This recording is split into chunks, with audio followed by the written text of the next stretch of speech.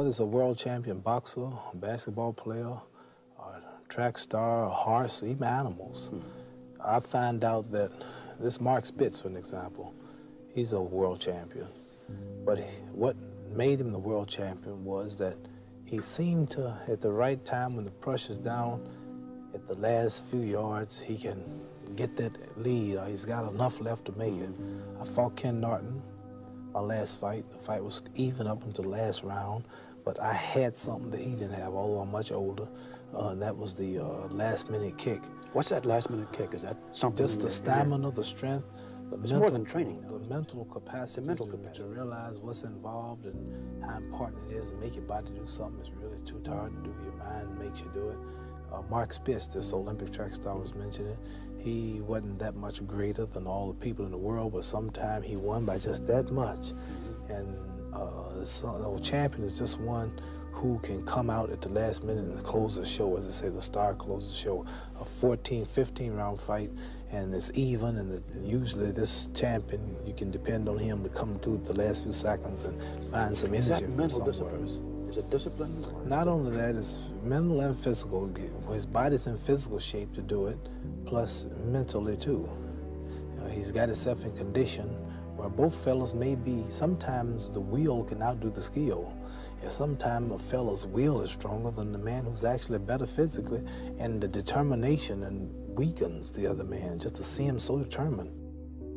People are afraid of George Foreman. They talk about how hard he hits. The world has been deceived. You listen to me now. I've never told you wrong. The man don't hit hard.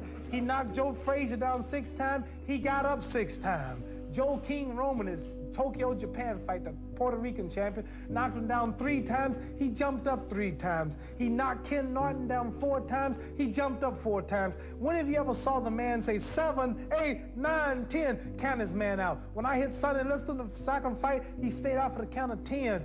Zora Foley stayed out for the count of 10. Cleveland Williams stayed out for the count of 10. What few I have knocked out stayed down. Sugar Ray Robinson knocked him out for the count of 30. Joe Louis, Marciana, Jack Dempsey, Jack Johnson, Archie Moore as a child, they knock him out cold. So this man has never knocked nobody out cold. He's a bully. He's slow. He has no skill, no footwork. He's awkward. And I have been giving him a name. I named Floyd Patterson the Rabbit. I named Sonny Liston the Bear. And he shall be known as officially as the Mummy. The Mummy. And why the Mummy? Because he fights. When he's fighting, if you ever watch him in the ring, he drags like that after his opponent.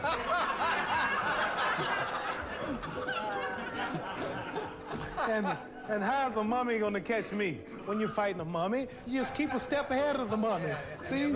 Yeah, just move on the mummy. No, mummy, I'm over here. No, mummy, I'm over here. Yeah, no, you're moving too fast. The mummy don't move that fast. Do you ever get frightened before a fight? Do you ever get nerves before a fight? I'm nervous, but not frightened. I'm nervous because I have a great insight on, I just don't see the audience. Every camera, I see millions of people. Like the Frazier fight was watched by 100 million people, which is 5 times the population of everybody in the United States. Just a picture arena with 1 million people. I imagine you couldn't see them all. And just think about 100 million and 100 million. And all those people and everything, that makes me nervous. Just the idea of me just being a humble fellow from Kentucky, got lucky in sports, and now here's the house, the fight was piped in a place like Thailand to the government house, and Arabia and the government officials took time off to watch the fight, and just for 2 men boxing, attracting so many people of all races and nationalities. In Hawaii, I understand, they stopped, closed all the factories, and the people, they set televisions on every other street corner. People came out watching the fight on the streets, and every bar in America, every house, even traffic was still during that fight. In Madison Square Garden, 10,000 people couldn't get in, and just over 1 man, and just imagine all them people watching you, that makes me nervous until I get started. And then no nerves at all? No.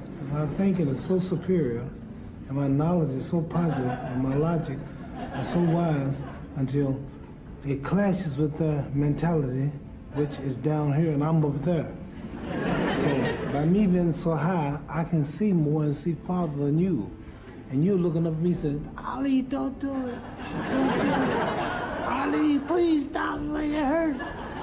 and you're on a job making 60, 70 pounds a week, or whoever this guy is. Never been out of the country, not known in his own neighborhood. Ali, don't do it. But I'm at such a high level until I don't think like you. I'm not like you. Now I say you, I mean the other person. But you know why they say that. I mean, it's for the best possible reasons, though. They fear and they are wary. It looks dangerous to them. That's but right. It's not really that dangerous to me. No problem. This will be the biggest upset since Sonny Liston. And I think it is befitting that I go out of boxing just like I came in, defeating a big, bad monster that nobody could destroy. A hard punch. I'm the underdog. If he hits me, I'm in trouble, like the Sonny Liston fight. But I came back and I shook the world and I got Liston. Now it's 10 years since Sonny Liston. I'm meeting another big, bad, strong monster, knockout artist that beats everybody. Sonny Liston knocked out Patterson twice, and I was supposed to fall, but he didn't knock me out because he could hit hard, but he couldn't find nothing to hit. George Foreman knocked out Ken Norton, knocked out Joe Frazier. True, I didn't knock him out, but I'm so fast, I'm so hard hit, I'm so scientific. I'm a total different man from Frazier and Norton. Listen, David, when I meet this man, if you think the world was surprised when Nixon resigned, wait till I whip Foreman's behind. I'm telling you, David, I'm down to 215 pounds. Right now, I said here we're in 215. I'm fighting weight already. I usually train 6 weeks for fight. I've trained 4 months for fight. I'm chopping trees. I've done something special. I've wrestled with an alligator. I've tussled with a... I believe you totally. I believe you completely. I have tussled with a whale. I done handcuffed lightning, throw thunder in jail.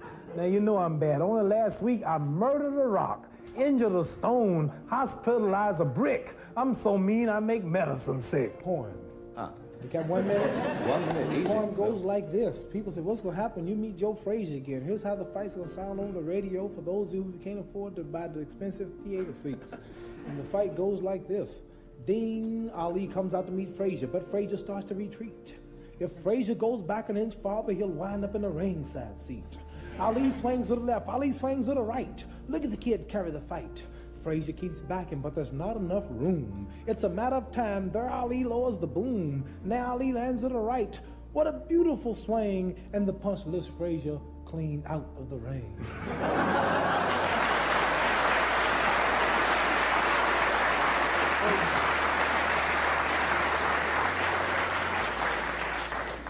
Frazier's still rising, but the referee wears a frown, for he can't start counting till Frazier comes down.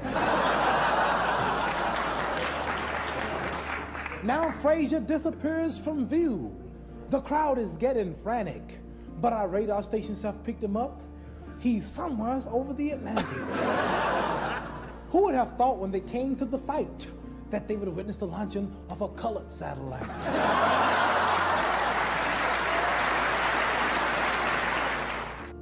I don't pay no attention to what they say about me.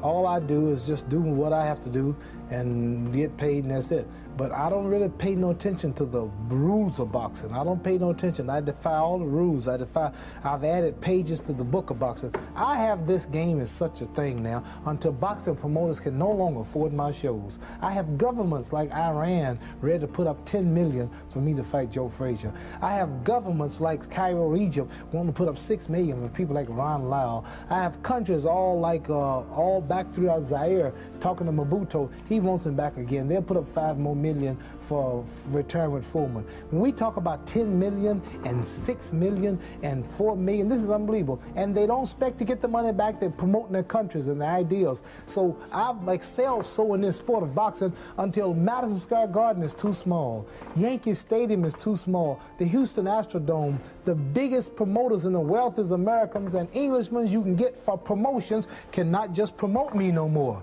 You understand? So I've not only added pages to boxing, but added new sections to the boxing book. Everybody stop talking now. Attention. I told you, all of my critics, I told you all that I was the greatest of all time when I beat Sonny Liston. I told you today I'm still the greatest of all time. Never again defeat me. Never again say that I'm going to be defeated. Never again make me the underdog until I'm about 50 years old. Right. Then you might get me. But I didn't dance. I didn't dance for a reason. I wanted to make him lose all his power. I kept telling him he had no punch. He couldn't hit. He's swinging like a sissy. He's missing. Let me see your box. I hadn't started dancing yet. You can't say my legs are gone. You can't say I was tired, because what happened? I didn't dance from the second round on. I stayed on the ropes. When I stay on the ropes, you think I'm doing bad. But I want all boxers to put this in the page of boxing. Staying on the ropes is a beautiful thing with a heavyweight when you make him shoot his best shots and you know he's not hitting you. I would have gave George Foreman 2 rounds of steady punching, because after that he was mine. I want to say something right here. This might make you all think. Life is not really long. Let's say the average person 30 years old. If you're 30 years old, you are not but about 7 years old. How can I prove it? Add up all the 7, 8, 9 hours you slept for 30 years. Out of 30 years, add up all the nights, last night when you went to bed and woke up this morning, you don't remember a thing. You've been unconscious for about 8 years. If you're 30 years old, you slept about 8 years. Okay. How much traveling have you done in 30 years? From the television station to home, to another country, to another city, to school, to church. You've probably traveled 2 years of your life or spent just getting back and forth to where you're going. So there's 8 years of sleeping, 2 years of traveling. There's 30 years out of your life before you accomplish anything. How long do you sit in school? In America, we stay in school from the 12th grade from the 1st grade to 12th grade. Same here? Yeah, virtually. 6 hours a day? Yeah. 6 hours a day for 12 years, break it down, you sat in a classroom for 3 years without leaving. Okay, 2 years of traveling, 8 years of sleeping, 3 years of school. How many movies have you went to? How many wrestling matches? How much entertainment? How many movie theaters, live plays, baseball games? Probably 2 years of entertainment. So by the time a man, you older people know him, bear with us what I'm saying, by the time you have children, by the time you have made a way for your children, by the time you've paid for your home, you're pushing 60 years old. So life is real short. You know, I'm sure Henry will tell you, any fighter that knows what's happening, you really can't plan a fight when you're meeting a man you've never met before, right? You just have to get your tools ready. Here's a car stops on the highway. They call the AAA or whatever and say, my car's broke down. What it is, the lady, she don't know what's broken. Well, the man comes with all the tools, and he come equipped to handle whatever the problem is. An astronaut goes into space, and he pretends that something happens to the ship before he take off. He gets out and he works on it. He's not looking for something to happen, but it might happen. So I just had everything ready. Now, after the first round, being here with a top professional, a man so great, had so many knockouts, never been defeated, never been even scratched, I didn't know really how good he was. So I had to come in, actually a little nervous, and with everything ready. After one round of dancing, I found out that this would tire me out. So I would have to resort to ropes. I figured that out after the first round. So I said, I'm gonna go to these ropes, and I'm gonna let this man throw everything he can, let him tire himself out. He might look like he's winning, and if he don't hurt me, I'm gonna stay here. But if he should be as great as they say he is, if he hits as hard as they say he hit, when he hits you and breaks your arm, he knocked out Joe Frazier, I couldn't do it, knocked out Ken Norton, he was a big bad giant before the fight, you remember. Now you remember that, don't you? Yeah, I do. How bad he was? They don't say that now, but you remember he was a real bad cat the other day, right? Don't forget that.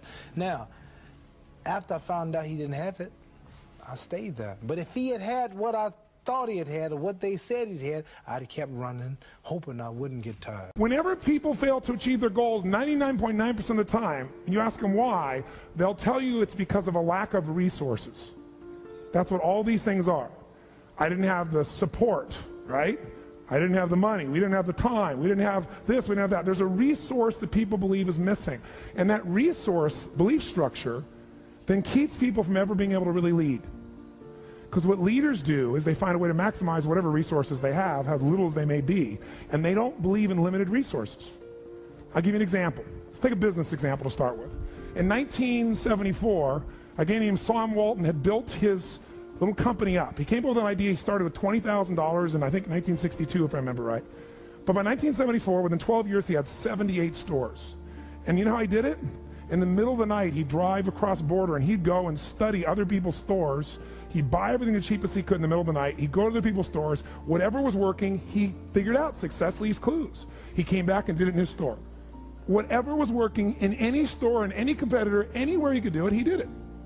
So he figured out how to maximize the little resources he had, his 20,000, built 78 stores, and if you read any of the people following him, the company had gone public in that year, they were all saying, this is it. He's maximized his resources. I mean, he only has so much money. There's only so many cities that are going to appeal to this discounting mentality, right? This is it. This is all he can do. And the word on Wall Street was sell. Now, what's interesting is at that time, you look at Sears and Kmart, and they were gargantuan companies, weren't they? 20, 30, 40, 50 times, 100 times his size or more, probably. And at that time, they were the leaders, and they knew what's going to happen. But did things change, yes or no? Did he suddenly get mass amounts of capital? No. Here's what they didn't understand. Sam Walton now, or the Walton organization, Walmart, is the most successful retailing operation on earth. And when you talk about Bill Gates being the richest man in the world, that's only true because Sam's fortune is divided up amongst a bunch of different family members. You put them together, they dwarf Bill Gates. Sam Walton did this. How did he do it? What people underestimated is that this guy could go to 4,400 stores, do 250 billion. Where's Kmart today? And they've been shrinking. All of them have been shrinking. And he's the dominant force on earth. Here's the thing he understood. Resources are interesting, but the ultimate resources are the feelings of emotion that make you resourceful. Think of it this way. Resourcefulness is the ultimate resource. What do I mean? What are the emotions that make all this possible? What's the fuel that takes an idea from being in your head where you intellectually know what to do? How many have had an idea, for example, was a great idea, you're excited about it, and then you didn't do anything. One day, there you saw it on the shelf, you saw it somewhere, someone stole your idea. How many have had this happen? Say I. The only difference between you and that person was not that they had more resources, they were more resourceful.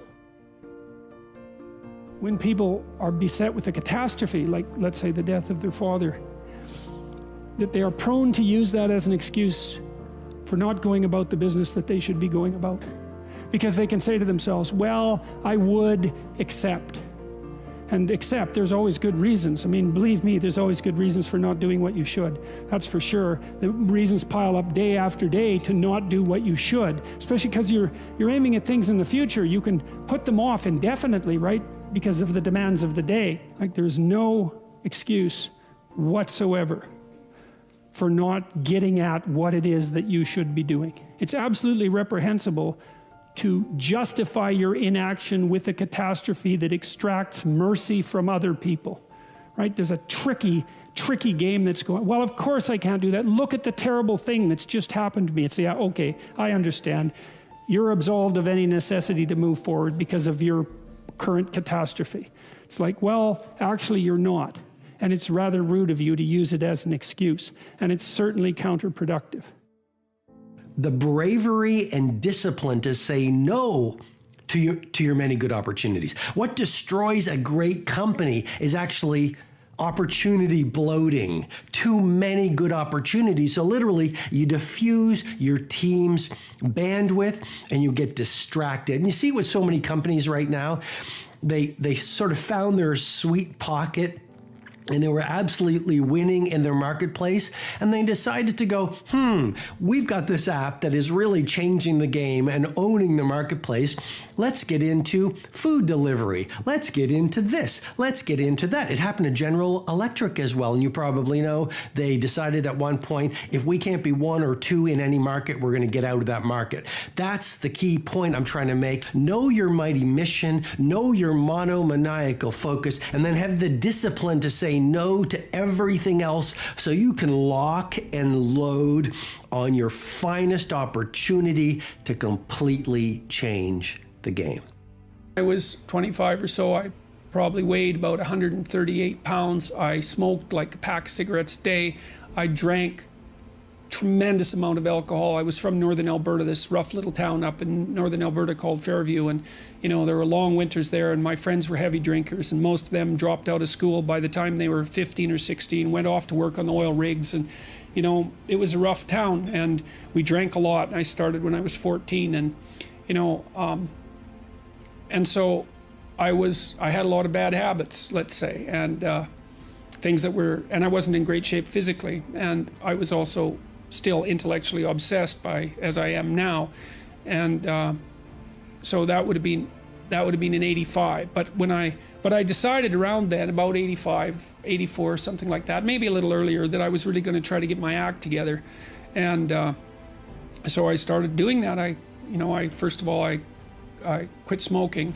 Well, that took a long time because I eventually had to quit drinking too in order to quit smoking, and I started working out, started playing sports, which I'd never done. I had a fine time when I was a kid, but I needed really to get disciplined, and I had to do it because I was working on these hard problems that I've been discussing with all of you, and I've been working on them really, obsessively since I was probably about 18, maybe even earlier than that. And got to the point around 25 when I was in graduate school trying to get my PhD, doing all my research. Like, I published 15 papers by the time I graduated with my PhD, which was I think by a fairly large measure the most papers that any graduate student at that time had ever published at McGill. I think that's right. Might have been twice as many, or maybe twice as many, maybe even 3 times as many.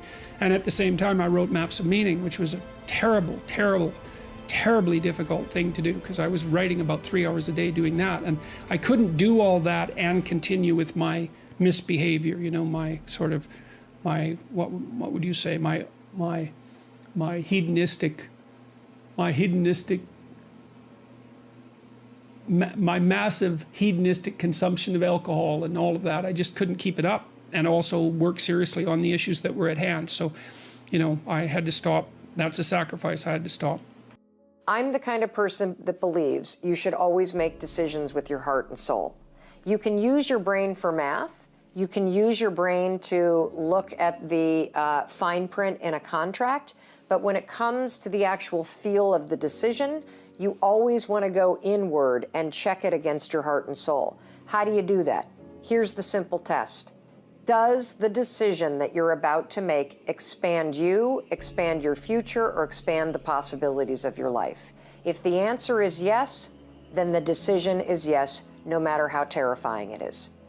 If you conversely look at the choice that you have to make, and the decision will shrink you, will silence you, will inhibit you in some way, then the answer is no. No matter how easy the decision is, no matter how safe the decision is, the answer is no. Now, one of the things I want to point out, that when you start to use this, does it expand or does it shrink me? Does it open possibilities or does it keep things closed? Does it raise my voice or does it silence me, right? Is that there's always a short-term and a long-term impact to the decision. The short-term impact to making an expansive decision, a decision that's based in your heart and your soul, sometimes it's terrifying, because sometimes it means moving, or it means changing a job, or changing a relationship, or having a difficult conversation, or starting something new. And those sorts of things are always uncomfortable. So brace for impact, put the force fields up, but make the decision anyway. Because the long-term impact of making a decision from your heart and soul, that is where the best life comes from. Because you're living for what's true for you. You're actually tougher than you think. You never knew that. And maybe you didn't want to take on the responsibility because, people play a role in their own demise, so to speak. When you had opportunity to go out and explore or withdraw because you were afraid, you chose to withdraw because you were afraid. So it's not only that you were overprotected often, it's that you were willing to take advantage of the fact that you were overprotected and run back there whenever you had the opportunity. So maybe you're a kid in the playground, right, and you're having some trouble with other kids, and in the back of your mind, I should deal with this myself, but you go and tell your mom and get her to intervene. And you know that that's not right. You know that you're breaking the social contract, but it's easier, and so that's what you do. You run off to an authority figure and hide behind the Great Father, right, roughly speaking. Well, the problem with that is you don't learn how to do it yourself. So then you have to relearn it painfully when you're 40. So then you take people out, and you say, well, what are you afraid of? Rank it from 1 to 10. So 10 is, make a list of 10 things you're afraid of. The thing you're least afraid of we'll call number 10. So we'll start with that. Okay, well, I'm afraid of elevators. Okay, well, let's look at a picture of an elevator. Let's have you imagine being in an elevator. Let's go out to an elevator and let you watch the terrible jaws of death open, because that's how you're responding to it symbolically, right? And you're going to do that at the closest proximity you can manage. You find out, you go do that, it works. You're nervous as hell, especially from an anticipatory perspective. Shaking. You go out, you stop, you watch it happen, and you actually calm down. You do that 10 times and it no longer bothers you. Well, what you've learned that you didn't die, but more importantly than that, you've learned that you could withstand the threat of death. That's what you've learned. And then you move a little closer, and then you move a little closer, and then you move a little closer, and finally you're back in what's no longer the elevator from a symbolic perspective. It's a tomb, right? It's a place of enclosure and isolation. And you learn, turns out I can withstand that. And then you're much more together, much more confident. And that's often one of the things that often happens in situations like that. I've seen this multiple times, is that if you run someone through an exposure training process like that and toughen them up, they'll often start standing up to people around them in a way they never did before. Michael Gerber, the guy that wrote the E-Myth, talks about why so many businesses, young businesses, fail. And one of the things he says is most people are not really entrepreneurs, but they think that's what they should be. They think that's the sexy thing, that's the most attractive thing, that's the best answer. And what I say to you is, you gotta separate the vehicle from the outcome. What is it that's gonna truly fulfill you? What is it that's gonna give you that extraordinary life? What's gonna make things magnificent on your terms, not somebody else's terms, not your father, your mother, your background? What is that really?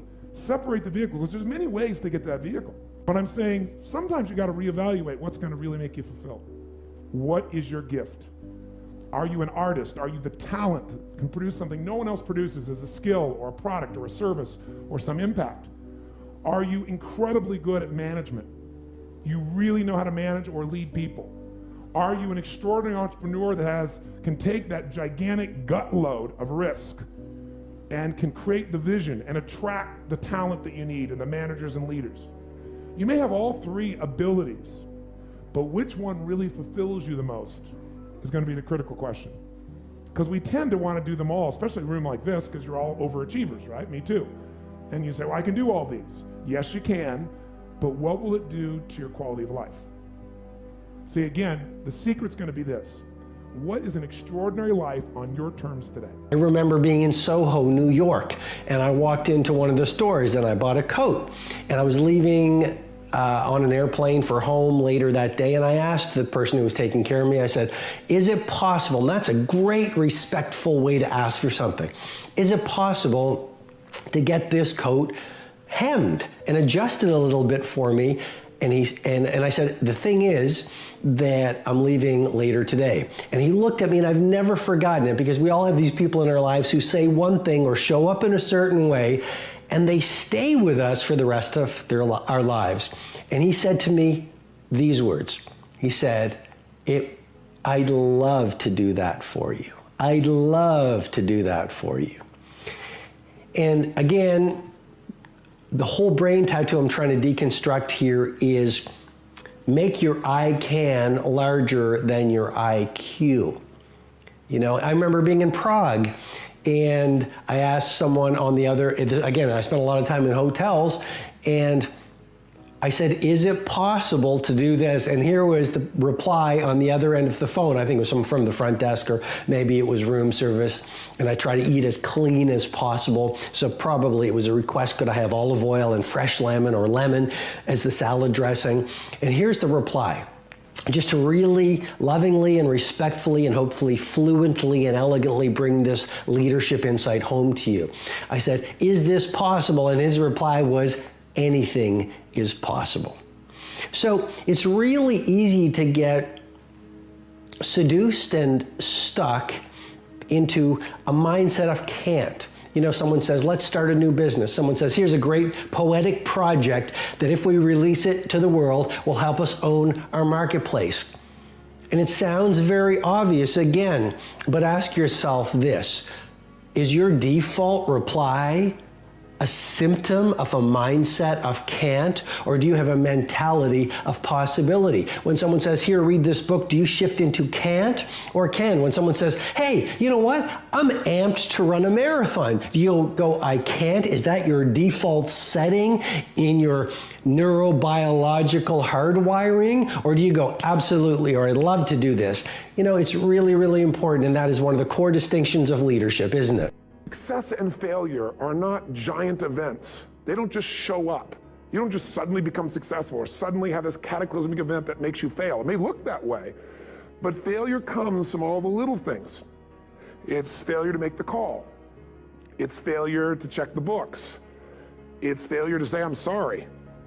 It's failure to push yourself to do things physically that you don't want to do. And all those little failures day after day come together until one day some cataclysmic event happens and you blame that. That event happened because you missed all the little stuff. Do you agree with me?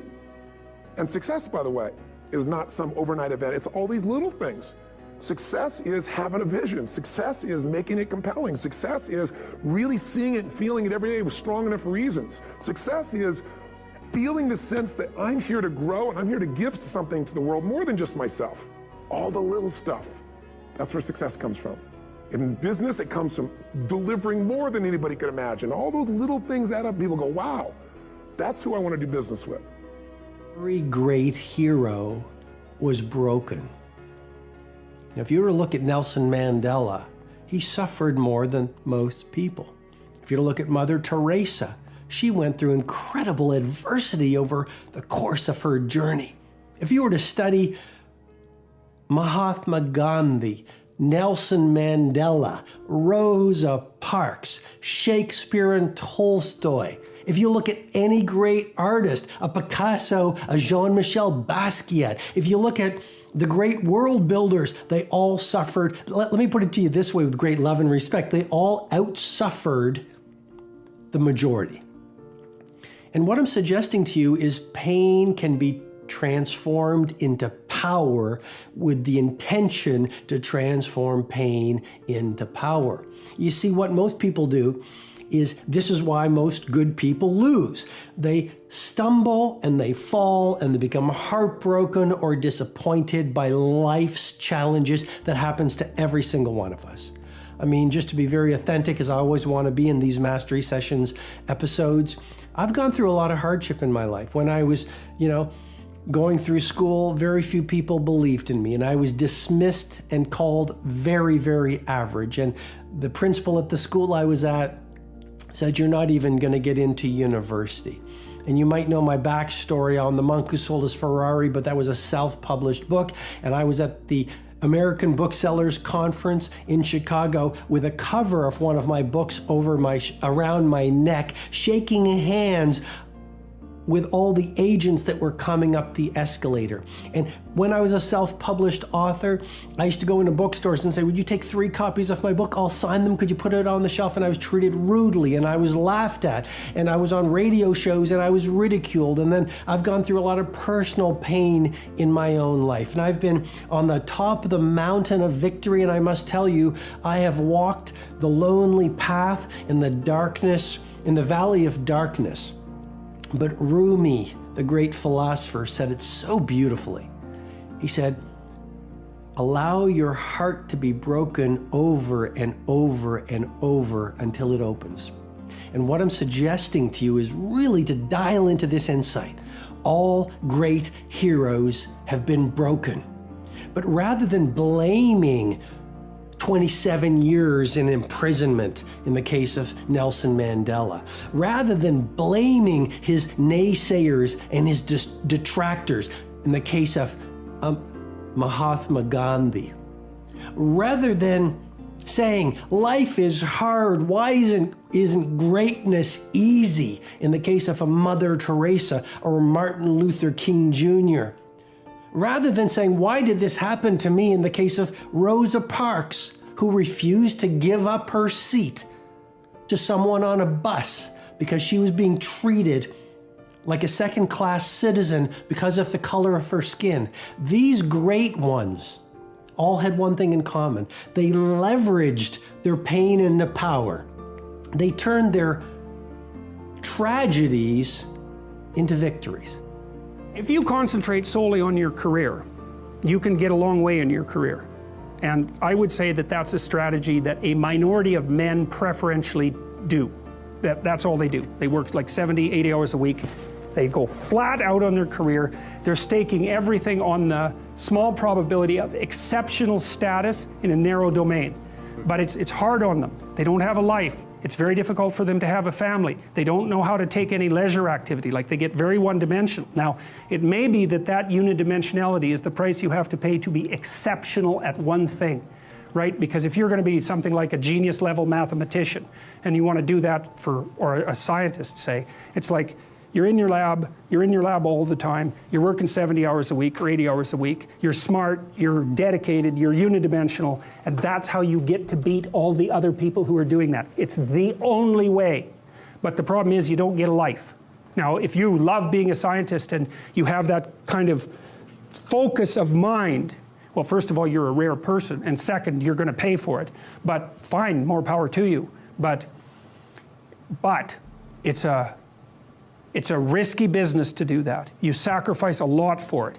You know, and I would say most often, if you're speaking about having a healthy life, that isn't what you do. You spread yourself out more. So, you know, you have a family, you have some things that you do outside of work that are meaningful to you and useful. You have a network of friends. Well, those 3 things alone, or 4 things alone, are plenty to keep you well oriented. And then if one of those things collapses, you know, everything doesn't go. Now, the price you pay for that is the more you strive to optimize that balance, the less likely you are to be fantastically successful at any single one of them. But you might have a very, you know, if you consider your life as a whole, that might be a winning strategy. Leverage is critical. You know how I get so much done? Because I don't just get it done. I know the outcome, I know the purpose, and I look for leverage. Leverage is different than delegation. What's the problem with delegation? Delegation is you have all that needs to be done, so you give it to someone else, and you tell them what needs to be done, and when they don't do it, you're pissed off. Leverage says, I can move the biggest boulder in the world with a little bit of effort if I get something I can do it with, and I'm still part of it. So leverage is, if I'm going to leverage something here with Tom, I'm going to make sure Tom understands the what? The outcome. I want to make sure Tom understands the purpose, the why, and the action. But I might say to Tom, if you can get this done without this action or better action, go for it, baby. And I want to talk to you on this date, and we got to promise him we're going to check in before it's needed. So there's no surprises. And if you're having problems, Tom, come back to me because we're partners on this. That I call leverage. And you know what I do when I have no time? There is time. I just got to leverage it. You know, say I have no one to leverage it to. You know, Shane over here, right? I got all the stuff he wants to do, can't leverage it. But Shane's answer was, hire somebody, then he thinks about what it's going to take and goes, $125,000, can't do that now. He's getting caught up in one way to get the outcome. Leverage. He goes through his list and goes, what if I got someone to do 20% of this stuff? I could spend 20 grand to get that much freedom. I could pay for it times 10. And if I'm really productive, my productivity should enhance the world, not only my clients and customers, but it should provide jobs for other people. And if there's anything you hate to do, it's because you're either ineffective at it or you don't think it's very important, but it is urgent. So you need to hire somebody for those things. And ideally, somebody who loves that job. You're never going to grow when your time is eaten up for activities that aren't that important. Activity without high levels of purpose is the drain of your fortune. Do it now. If you can't get it all now, do a part of it now. Leverage is power. It was the night before we were putting drywall in our house. We were redoing a house, and he had put in all the plastic piping, you know, and I was going to test the joints. They're supposed to be glued together with this pipe glue, right? And I told him I had to test the joints, and he said, well, you don't have to test my joints, they never leak. And I thought, yeah, that's okay. How about if I test them? So I went up on the 3rd floor and filled the pipes with water, capping them in the basement like you're supposed to. And like half an hour later, I had 2 inches of water in the basement. There were 30 leaking joints. And that was the night before the drywallers were supposed to show up. So he wasn't particularly competent. That's the point of that story. But even more so, he had put a bunch of the plastic pipe outside where the drywall would be, so it would have been sticking through the wall. So I spent a frenetic night, you know, sawing through plastic pipe and re-gluing joints so that my Well, so that the dry rollers could come in. What's the point? If you're going to be a plumber, man, be a good plumber. Because otherwise all you do is go out there and cause trouble. We don't need people to cause more trouble. We need people to solve problems. You know, and so you can be a tradesman, and you can make a lot of money as a tradesperson. It's a bloody, reliable, honorable, forthright, productive way of making a living. And there is a hell of a lot of difference between a working man who knows what he's doing and one who doesn't, both in terms of skill and ethics, right? And you work with someone who knows what they're doing, it's a bloody pleasure. They tell you what they're going to do, they tell you how much it will cost, they go and do it, it works, and you pay them.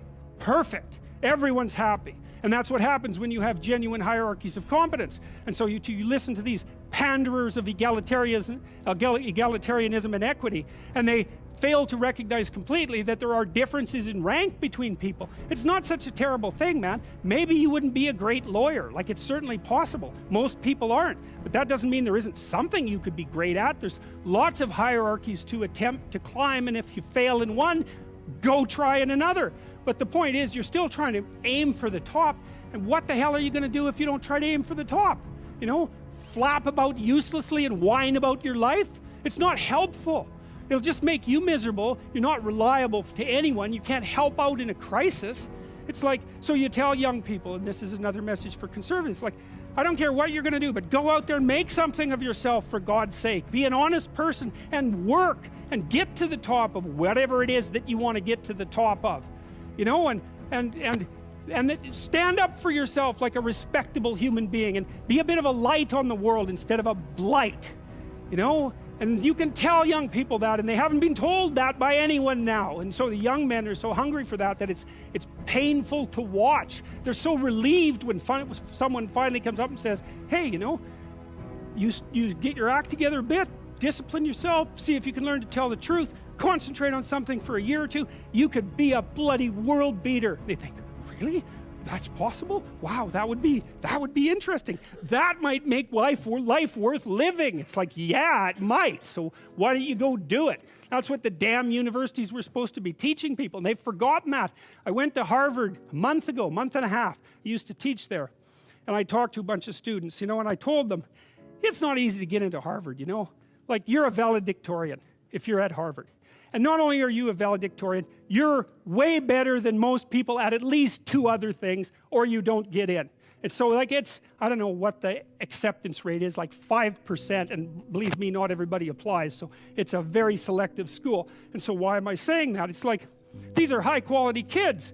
So I told them what I just told you. It's like, here you are at Harvard. It's like, get yourself educated, man. Read some books, learn to talk, learn to think, make yourself into something. Get the hell out there and make the world that put you here happy that you were put there in that great institution.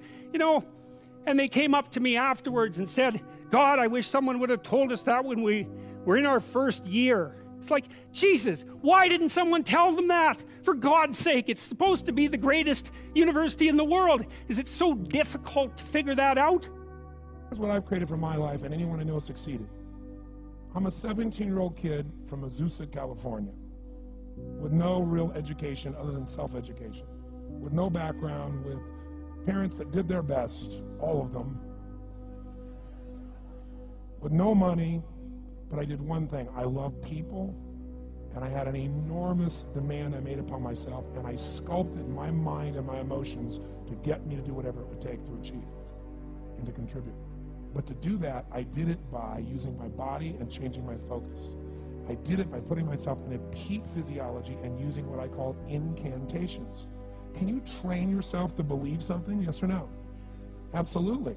How many of you ever made the fatal mistake of going to Disneyland or Disney World, and while you're there made the fatal mistake of going to a ride called It's a Small World After All? What happens for about a week after you're out of that damn place? You're still singing this thing in your head in 24 languages, right? Well, let me tell you something. How many of you have things when you want to go achieve them and this part of your voice goes, oh, it's not going to happen, or forget it? How many got a voice that sometimes interrupts that good pattern? Say, I. And what you want to do is train a new one.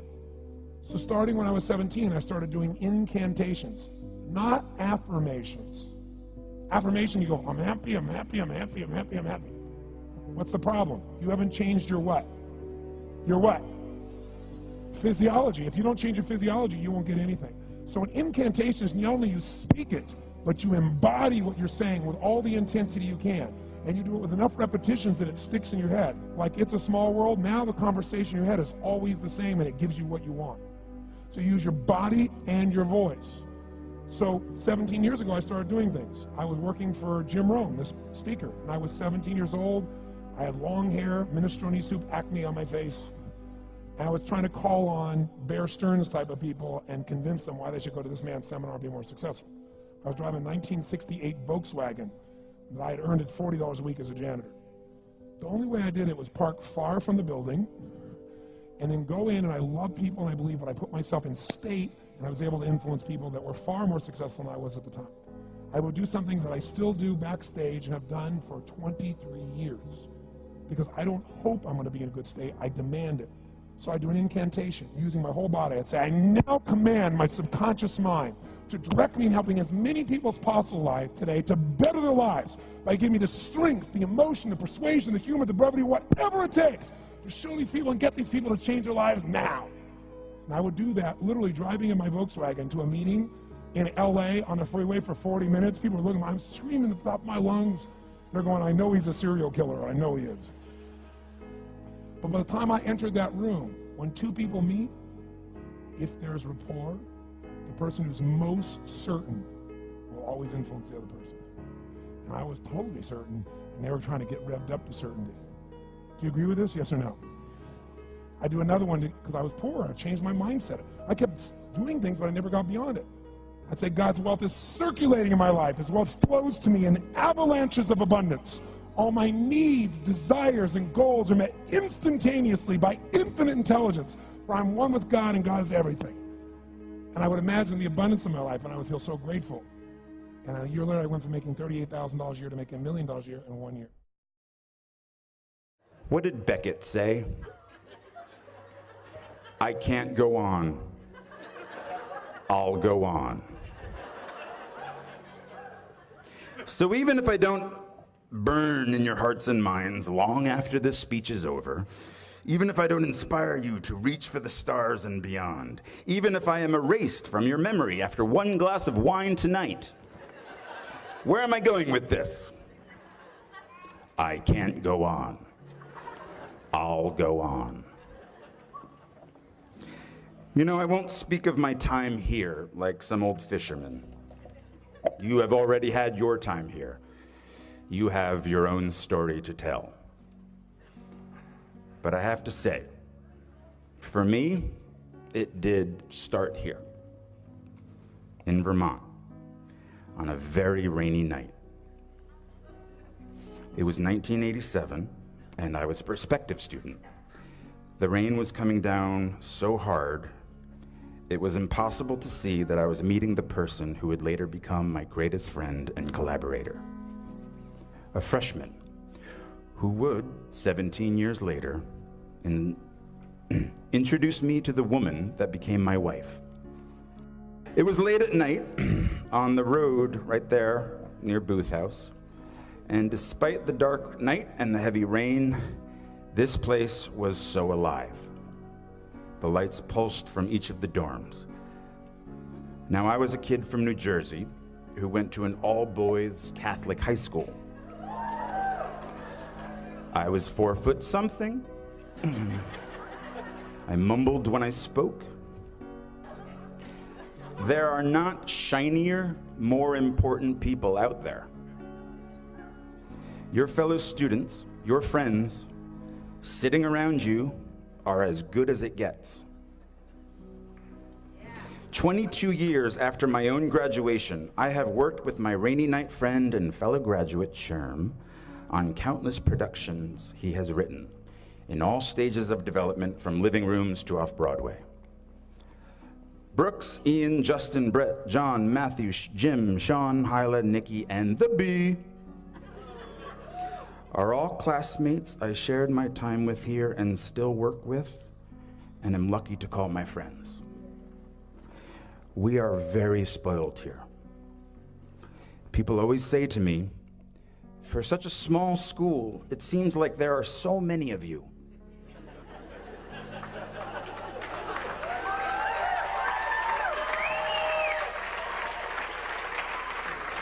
I find that really interesting. And I kind of think that's perfect. We can't help it. We burn very brightly. Please don't ever stop. Okay. Graduates, now when I sat where you are, sitting right now, I had so many dreams of where I wanted to go, who I wanted to be, and what I wanted to do. Theater companies I wanted to start with classmates, movies I wanted to be in, directors I wanted to work with, stories I needed to tell. It might take a little time, I thought, but it would happen. When I sat there, 22 years ago, what I didn't want to think about is where I would be tomorrow. What I would have to start to do tomorrow. And I graduated in 1991, a great year, a time of resurgence for independent films in this country, a time of relatively affordable rents in New York City. See, I assumed that I could make a living writing my plays. Acting way off Broadway. And hopefully, one day, join the actors I loved and respected in those independent films. TV? Oh, what? No. What, are you kidding me? No, didn't even consider that. I had much more class than that. Much more self-respect than that. Like soap operas and shit. What I didn't have was cash, a bank account, a credit card, or an apartment. I just had debt.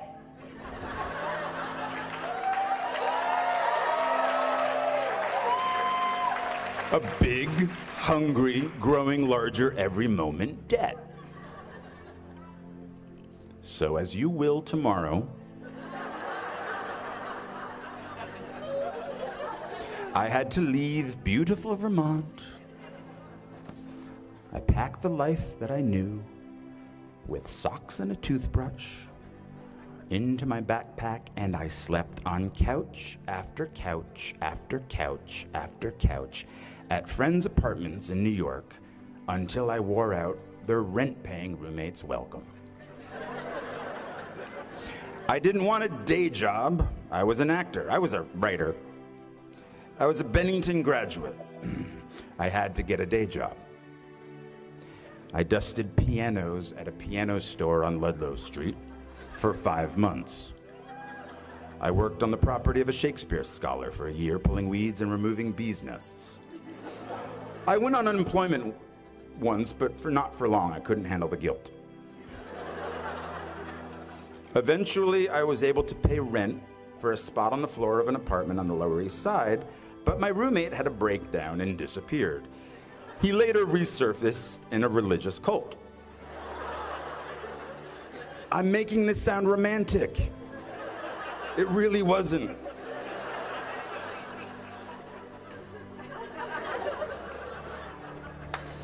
I helped hang paintings at galleries, paintings that inspire you to think, I could do that.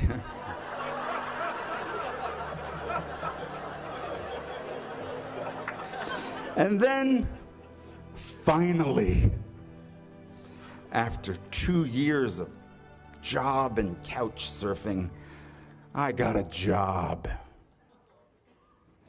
in application processing as a data enterer at a place called Professional Examination Services. And I stayed for 6 years. 6 years. Longer than my time at Bennington. From the age of 23 to 29, well, they loved me there. I was funny. I wore black, no cape, no tights. I smoked in the loading docks with the guys from the mailroom, and we shared how hungover we all were. I called in sick almost every Friday because I was out late the night before. I hated that job, and I clung to that job. Because of that job, I could afford my own place. My rent was $400 a month. My dream of running a theater company with my friend and fellow Bennington graduate Ian Bell had died. I won't go into those details, but neither one of us had any business sense, and the theater we lived in, it had no heat or hot water. We didn't smell very good, but we had our youth. The youth gets old very quickly. You'll see. So Ian moved out to Seattle, and I moved up the street to my loft. And I still didn't have heat. In 1993, industrial loft meant not legal to live there. I don't want this to sound cool, and I feel like it's sounding cool. Ad lib. But I did have hot water. Hot water in my bathroom, which a friend of mine using said bathroom once shouted, "It smells exactly like a summer camp in here." It was true. For some reason, in the middle of Brooklyn, there was earth in my shower. Actual earth. And then, oh look, mushrooms growing from the earth. But I was safe though. The Ideal Fire Control Company was right across the street where they make all the chemicals that put out chemical fires. I did not fear a chemical fire. I would be okay.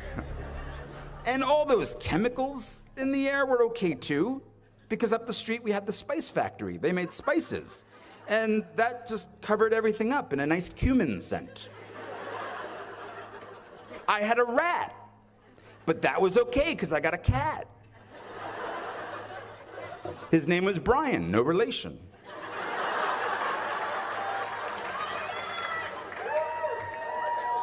My grandmother had given me a pink pull-out couch. I had only the one window. I myself could not look out the window. It was quite high. So I had no heat, no girlfriend. What, are you kidding me? No acting agent. I stayed for 10 years. No, don't pity me. There's a happy ending. When I was 29, I told myself, the next acting job I get, no matter what it pays, I will, from now on, for better or worse, be a working actor. And now I didn't have either the internet or a cell phone or a job. But something good happened. I got a low-paying theater job in a play called Imperfect Love, which led to a film called 13 Moons with the same writer, which led to other roles, which led to other roles. And I've worked as an actor ever since.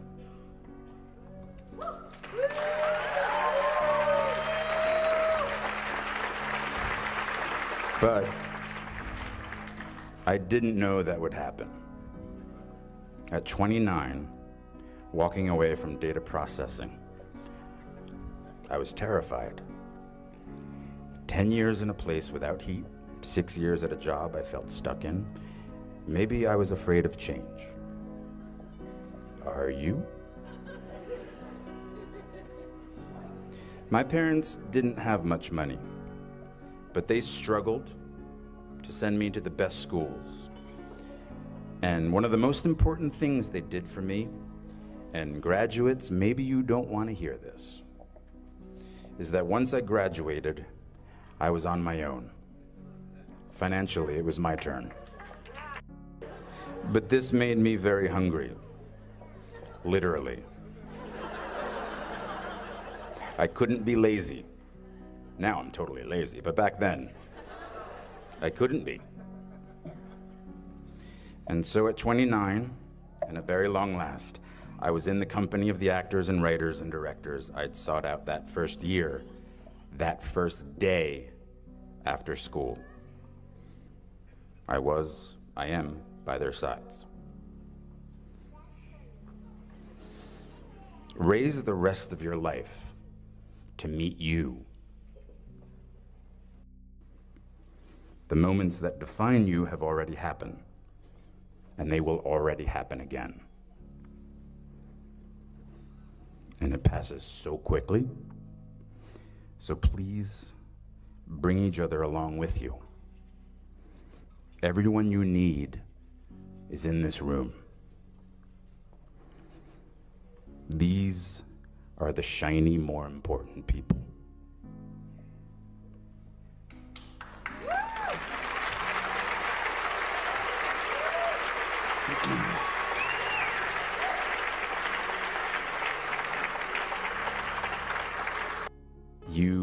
You just get a bit derailed. But soon something starts to happen. Trust me. A rhythm sets in. Just like it did after your first few days here. Just try not to wait until, like me, you're 29 before you find it.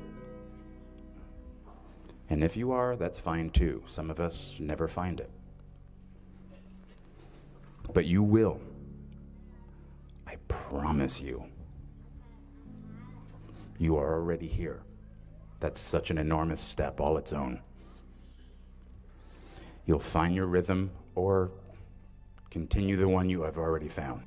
Don't wait until they tell you you are ready. Get in there. Sing. The world might say you are not allowed to yet. I waited a long time out in the world before I gave myself permission to fail. Please, don't even bother asking. Don't bother telling the world you are ready. Show it. Do it. What did Beckett say? Ever tried, ever failed, no matter. Try again, fail again, fail better. Bennington class of 2012. The world is yours. Treat everyone kindly and light up the night. Thank you so much for having me here.